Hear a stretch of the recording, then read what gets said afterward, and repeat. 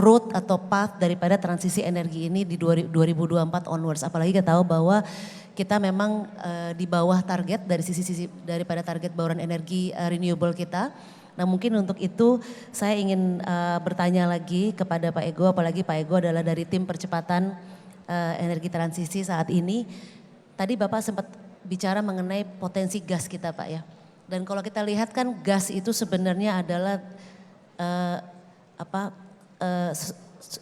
sebenarnya adalah energi yang transisi daripada energi transisi untuk seterusnya gitu, renewable, di mana itu mungkin masih jangka menengah ya, dan gas itu depan mata Pak. Nah mungkin kalau boleh ceritakan apakah itu dalam agenda di agenda pemerintah, bagaimana dengan sektor gas dan bagaimana kita bisa men-unlock agar sektor gas itu menjadi optimal untuk menjadi balancing atau jadi transisi terhadap energi transisi kita Pak. Silakan Pak Ego.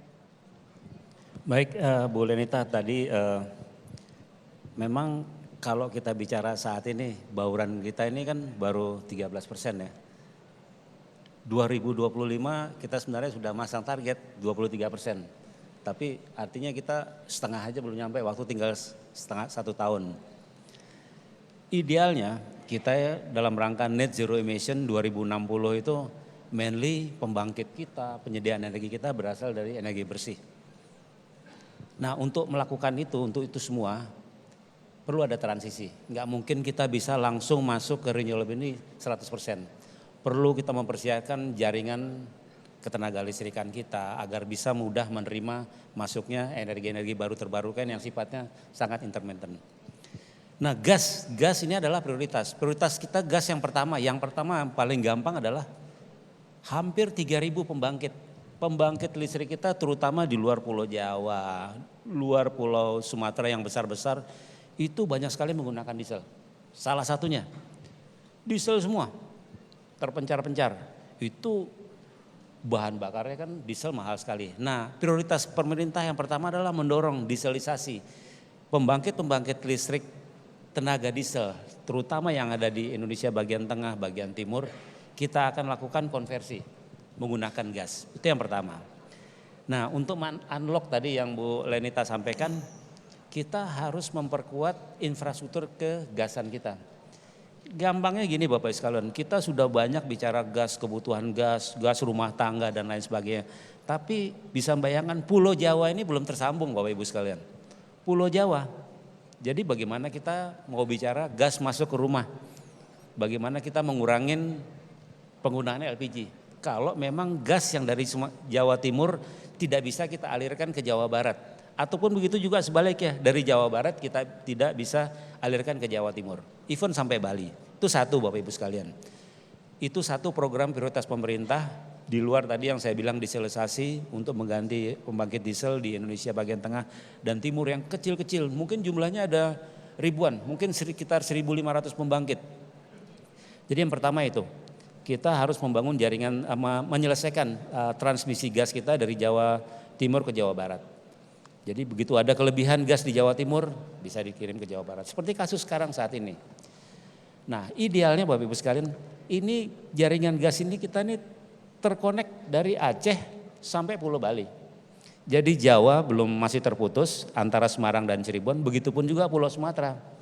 Antara Dumai Semanggi yang menghubungkan North Sumatera dengan South Sumatera. Itu adalah dua program prioritas. Begitu ini selesai, ini hal-hal yang sifatnya belum efisien. Contohnya adalah untuk melakukan pembangkit energi tenaga gas yang ada di Sumatera Utara. Kita harus mendatangkan LNG dari Tangguh. Itu sekitar 4.000 kilometer. Kan sangat tidak efisien. Ya, jadi hal-hal semacam itu.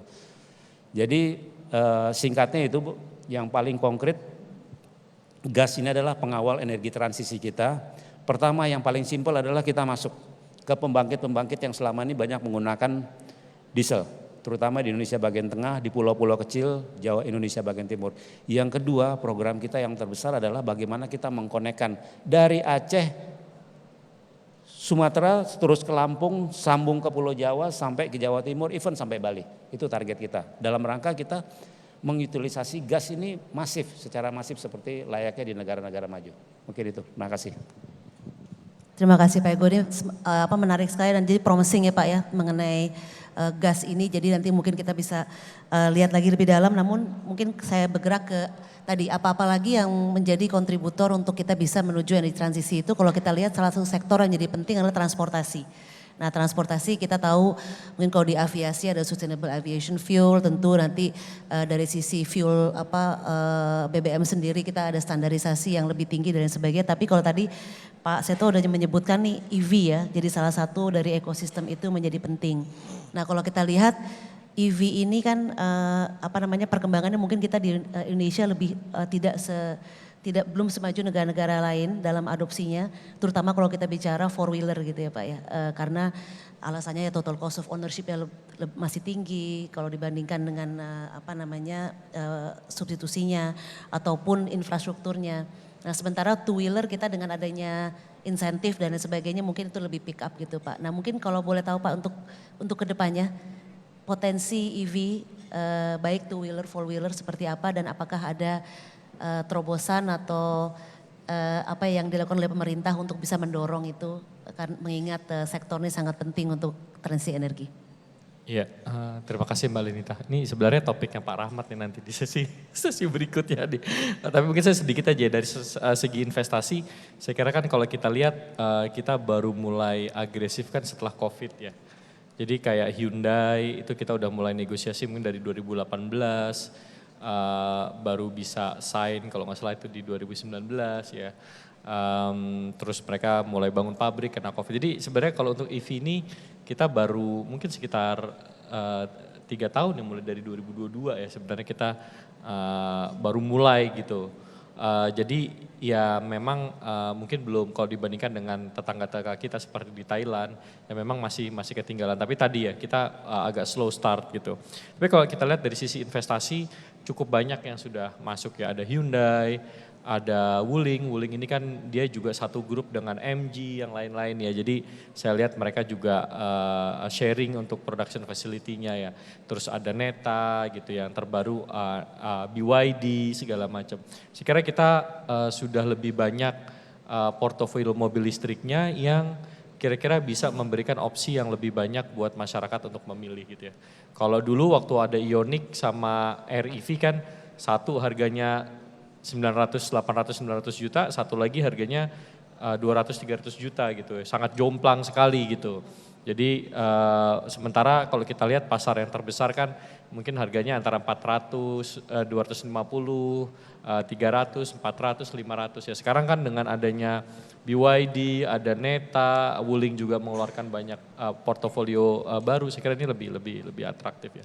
Tapi saya kira nanti kolega saya Pak Rahmat mungkin akan bisa menjelaskan lebih detail terkait dengan hal ini, terutama dari segi kebijakan ya. Kita kan kemarin melakukan beberapa revisi kebijakan untuk menarik investasi lebih banyak. Saya hanya point out ada yang untuk two wheeler ya. Two wheeler saya kira ini yang masih harus kita dorong ya. Menurut saya mungkin portofolio produknya mungkin harus lebih baik ya dari segi kualitas dan harganya juga harus lebih affordable ya. Saya kira nanti tahun ini kita akan lihat ada satu pabrikan motor listrik yang cukup besar di dunia akan mengumumkan investasinya di Indonesia untuk mereka bangun di sekitaran ya Karawang, Bekasi itu ya. Dan itu saya kira kalau itu mereka masuk, mereka mengeluarkan portofolio motor listriknya yang kualitasnya juga sudah bagus, ini nanti akan memicu kompetisi di antara pabrikan-pabrikan yang udah ada. Jadi saya kira memang kita butuh seperti itu, kayak misalnya BYD gitu ya, masuk itu nanti akan mendorong kompetisinya jadi lebih atraktif sehingga pilihan buat masyarakat juga akan lebih bagus gitu. Tapi saya kira nanti ya, Pak Rahmat bisa menjelaskan lebih detail soal ini. Siapa Seto, nanti kita lanjutkan lagi di sesi berikutnya bersama Pak Rahmat dan Pak Yogi ya terkait dengan dengan topik ini. Nah mungkin masih terkait dengan transisi energi, kan kita tahu Pak Alex bahwa pemerintah ini kan masih dalam rangka memenuhi NZE tadi akan ada rencana untuk melakukan pensiun dini atau early retirement dari PLTU. Nah bagaimana Bapak melihat itu, tantangannya apa, dan mungkin dari sisi dari sisi Bayan sendiri, perusahaan Bapak sendiri bagaimana diversifikasi bisnisnya untuk juga menanggapi transisi energi ini? Boleh ceritakan Pak? Iya, kalau pensiun dini PLN sebagaimana yang udah power plan yang sebagaimana yang udah disetujui oleh negara-negara di COP, kami melihatnya itu akan lakukan bertahap karena karena memang kebutuhan energi 5 tahun ke depan masih sangat vital gitu, dan itu pun juga perlu dilakukan koordinasi juga dengan pengguna end user yaitu PLN dalam hal ini gitu ya. Kami juga melihat pasar ekspor juga masih tinggi, apalagi kalau kita lihat negara-negara berkembang seperti Bangladesh, India, ya itu memang masih memerlukan bahan bakar sumber energi yang sangat murah. Nah, tapi dalam kontribusi perusahaan batubara bagaimana untuk mendukung rencana pemerintah untuk dan masyarakat dunia untuk mengurangi emisi, kami terus mengeksplor tentunya bagaimana memanfaatkan batubara ini. Mungkin dengan teknologi CCS yang banyak sedang dikembangkan terutama di Korea karena memang Korea adalah masih pengguna batu bara terbesar gitu. Bagaimana kita berkolaborasi sehingga net zero emission dari PLTU ini masih bisa dapat berkurang secara drastis. Dan juga batu bara juga bisa dikembangkan seperti untuk hidrogen dan petrochemical lainnya. Jadi arah-arah itu yang kami pikir sesuai dengan core bisnis kami karena core bisnis kami adalah penambang. Jadi kalian itulah yang enggak transisinya bagi secara pelaku tidak terlalu rumit karena kalau kami belajar hal baru tentu membutuhkan waktu dan pendidikan, informasi dan teknologi yang memadai. Jadi memang kami lakukan secara bertahap semuanya sambil memperhatikan tentunya lingkungan tentunya ya, lingkungan bagaimana sekarang udah ada salah satu upaya untuk bagaimana perusahaan tambang batubara dapat menanam atau konservasi hutan ya, itu menjadi salah satu langkah bertahap yang bisa dilakukan sambil kuncinya adalah melakukan riset bagaimana dengan pengguna end user sebagai power plant bisa mengurangi emisi dari pembangkit tenaga listriknya. Terus juga ada alternatif untuk melakukan blending, di mana blending itu dapat mengurangi sulfur batu bara yang tentu saja bisa sedikitnya sekiranya dapat mengurangi emisi dari penggunaan batu bara. Itu paling langkah-langkah yang kami lihat ke depan 5 tahun ini dalam mendukung energi transisi yang disepakati bersama gitu. Terima kasih Pak Alex dan mungkin CCS ini baik sekali terutama tadi yang Bapak sampaikan apalagi kita kemarin Perpres baru keluar ya bulan ini dan kalau kita lihat ekosistemnya juga sudah mulai terbentuk dari carbon market dan sebagainya. Saya rasa itu juga salah satu tentu solusi kita untuk energi transisi tanpa kita mengancam security ataupun affordability kita. Nah mungkin karena waktu dan ini menarik sekali dan jarang-jarang nih ada panelis, sekumpulan panelis yang ada di sini dan saya rasa Bapak Ibu pasti banyak udah ada yang memiliki pertanyaan. Jadi mungkin saya untuk 10 menit terakhir lempar ke floor. Mungkin silakan. Nanti masih ada waktu untuk pertanyaan lagi setelah ini. Baik, terima kasih. Nama saya Edi Suparno dari Komisi 7 DPR RI. Mungkin saya tidak mau bertanya, mungkin Pak Ego kalau saya bertanya udah cukup kenyang ditanya-tanyain terus. Ini Pak Ego sekarang saya lihat jarang ke DPR, malah lebih muda Pak sekarang. Mungkin saya ingin titip beberapa hal dari diskusi yang sudah dilaksanakan. Pertama saya kira mungkin strategi dan kebijakan energi kita ke depan harus menekankan beberapa hal. Tadi disampaikan sudah cukup baik. Tapi saya kira kita harus lebih menekankan kepada satu kemandirian energi kita, itu mutlak. Kita merasakan pasca COVID itu kita sulit untuk mendapatkan berbagai kebutuhan energi dasar di dalam negeri. Kita masih import LPG, kita masih import petrol, pertalite kita masih diimport. Ya, dan itu kalau kita rasakan begitu harganya berubah akan sangat membebani APBN kita. Begitu bordersnya di close dari negara importir, itu juga kita akan kekurangan energi. Jadi saya kira kemandirian energi harus ditekankan. Kedua, bagi saya masalah transisi energi. Ini juga unavoidable, inevitable gitu loh. Dan itu harus dilaksanakan. Saya kira sekarang kita rasakan 44% polusi di Indonesia itu kontribusinya diberikan oleh PLTU. 24-25% oleh transportasi industri. Nah ini saya kira penting dan tidak bisa the right track saja nggak cukup, harus the fast track untuk itu. Dan ini menurut saya butuh, memang banyak tantangan. Kita banyak mengatakan udah kita decommissioning aja PLTU yang ada. Tetapi satu, prosesnya panjang, penaltinya mahal. Ketiga, energi penggantinya belum ada yang terbarukan. Jadi ini masih merupakan tantangan tersendiri. Transisi energi saya kira bisa dibarengi juga tetap dengan kondisi yang sekarang kita miliki. Sekarang Pak Alex memproduksi batu bara, saya kira keep on producing Pak. Itu. Karena apa? Saya tadi sampaikan, saya percaya bahwa energi yang sekarang fosil ini nanti akan ada teknologi untuk menangkap fosil itu yang lebih murah. Teknologi berkembang sangat cepat dan semakin lama semakin ekonomis. Jadi carbon capture saya kira dalam waktu tidak terlalu lama lagi itu akan menjadi reality dan akan dipakai secara standar oleh industri. Kemudian ketiga, masalah ketahanan cadangan. Ketahanan cadangan dari pertambangan dan mineral kita. Banyak yang sekarang tereksploitasi tetapi hanya sampai kepada produksi hilirisasi tahap pertama. Industri turunannya belum ada. Jadi kita harus jangan buru-buru juga. Ini masalah smelter nikel ini saya kira juga merupakan problem tersendiri. Ya karena Pak Ego yang mengetahui permasalahan cadangan nikel kita seperti apa, mengeluarkan ESDM mengeluarkan izin, tetapi kementerian lain juga mengeluarkan izin. Padahal itu tidak mengetahui secara menyeluruh bagaimana kondisi mineral yang ada. Jadi saya kira perasaan perizinan harus dievaluasi kembali sehingga menjadi satu pintu. Tetapi masalah ketahanan cadangan ini juga menjadi sangat penting. Jangan sampai kita pada saat nanti menguasai teknologi untuk membuat baterai, nikelnya udah habis. Gitu. Itu saya kira juga sangat penting. Dan terakhir hilirisasi. Saya kira itu hilirisasi sejalan dengan ini, sejalan dengan transisi energi, hilirisasi is a must. Gitu. Jangan sampai kita kemudian tertinggal, banyak nilai tambah yang sudah bisa selayaknya kita nikmati di dalam negeri, akhirnya kemudian dimanfaatkan oleh pihak-pihak lain, padahal kita bisa manfaatkan. Satu lagi saya kembali lagi masalah transisi energi, itu kenapa harus cepat? Jangan sampai juga nanti kita kehilangan momentum investasi. Banyak mau investasi di kita tetapi mensyaratkan penggunaan energi terbarukan. Pabrik-pabrik sepatu yang padat karya itu banyak, tetapi mereka tidak bisa kalau tidak energinya terbarukan. Bahkan mereka tidak mau ada carbon footprint, nggak mau. Gitu. Jadi itu jadi catatan. Termasuk produk ekspor kita.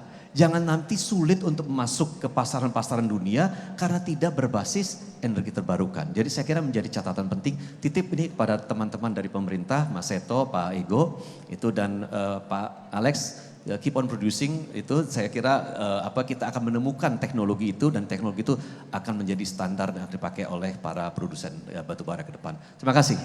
Terima kasih Pak Edi Suparno atas tambahan masukan dan pencerahannya. Saya rasa ini memperkaya lagi mengenai bagaimana alignment dari stakeholders atau pemangku kepentingan menjadi penting untuk kita bisa maju sektor ini, di mana tadi keep on producing tapi tetap kita menggunakan teknologi dan tetap in paralel transisi energi, karena tadi ada hubungannya dengan investasi, dengan kepercayaan dunia dan juga bagaimana mendukung dunia bisnis kita.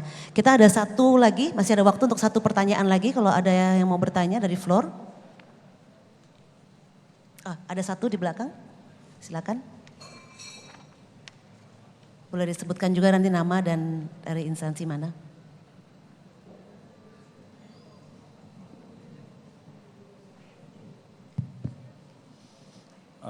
Sebelumnya perkenalkan dulu, nama saya Randi dari Star Asset Management. Mungkin pertanyaan saya lebih ke Pak Seto, terutama untuk hilirisasi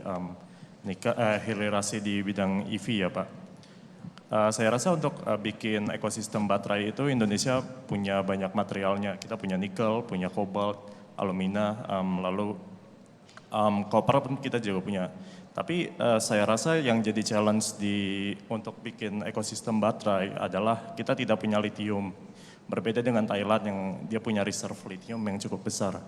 Nah, pertanyaan saya adalah bagaimana caranya pemerintah bisa meyakinkan investor untuk membuat ekosistem baterai di Indonesia, sedangkan lithium yang merupakan salah satu material penting kita sendiri tidak punya, Pak. Mungkin itu.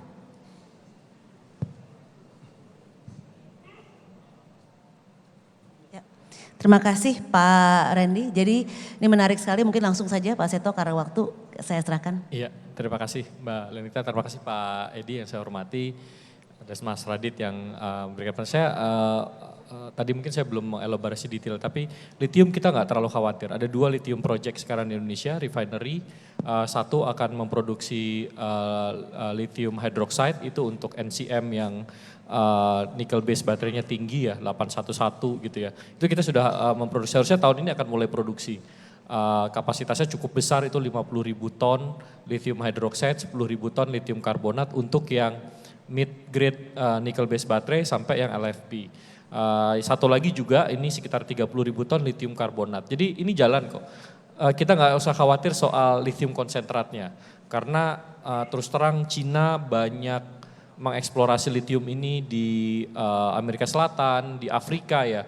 Jadi untuk pabrik lithium refinery yang ada di Indonesia, selain dari Australia, mereka ngambil ada dari Amerika Selatan dan juga dari Afrika gitu. Jadi kita udah ke arah sana gitu. Jadi walaupun kita nggak punya cadangan lithiumnya sampai sekarang ya, meskipun Badan Geologi kayaknya kemarin udah mention ada beberapa potensi lithium brine yang ada di geothermal kita, konsentrasinya sepertinya cukup tinggi gitu. Tapi saya kira itu jalan, dan itu memang didorong dari awalnya adalah hilirisasi nikel. Jadi itu tuh saya kira itu sudah berjalan. Tadi saya sampaikan dalam 2-3 tahun ke depan kita akan lihat ekosistemnya ini makin komplit. Anoda ada gitu ya, prekursor akan ada gitu, baterai sel, baterai pack ada gitu. Untuk lithium refinery-nya ada, jadi ini akan makin lengkap. Tadi yang disampaikan Pak Edi itu saya kira benar, pemerintah menghitung secara hati-hati Pak. Jadi kapasitas nickel production capacity kita itu sekarang kira-kira 2,2 juta ton nickel metal. Cadangan kita kalau saya identify dari yang gede-gede aja Pak, itu sekitar 60 sampai 70 juta ton. Jadi itu kalau kita lihat reserve life-nya itu masih sekitar 30 tahun.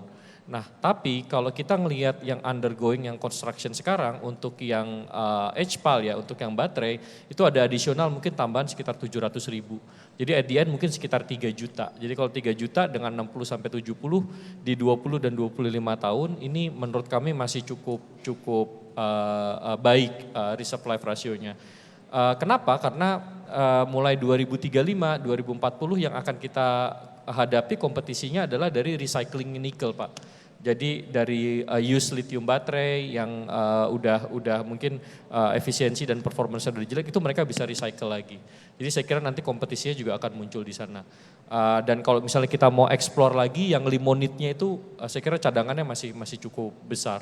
Cuma memang tadi yang Pak Edi sampaikan itu juga jadi perhatian kita mau balance reserve life ratio-nya itu juga jangan sampai terlalu jauh turun di bawah 20 tahun. Saya kira ini juga menjadi perhatian dari pemerintah. Demikian Mbak. Terima kasih Pak Seto, dan mungkin dengan ini saya sedikit summarize karena waktu sudah habis, dan menarik sekali ya, ini bisa terus panjang ini mengenai sektor migas dan minerba ini. Jadi kalau lihat dari migas, outlooknya sangat baik, tadi juga Pak Ego sampaikan, tentu nanti kita ada tantangan eksplorasi yang masih perlu di unlock, dan bagaimana menggunakan gas sebagai transisi daripada energi transisi kita. Dan juga dari minerba tadi Pak Seto dan Pak Alex sudah men-share beberapa komoditi yang sangat penting, dari mulai batu bara, nikel, kobalt, tapi yang penting adalah bagaimana ekosistem dari hulu ke hilir ini menjadi kunci daripada growth ini. Dan tadi mungkin kesimpulannya adalah kita outlook ke depan, kita optimis bahwa kita tetap harus keep producing, tadi saya quote ambil kata-kata dari Pak Edi,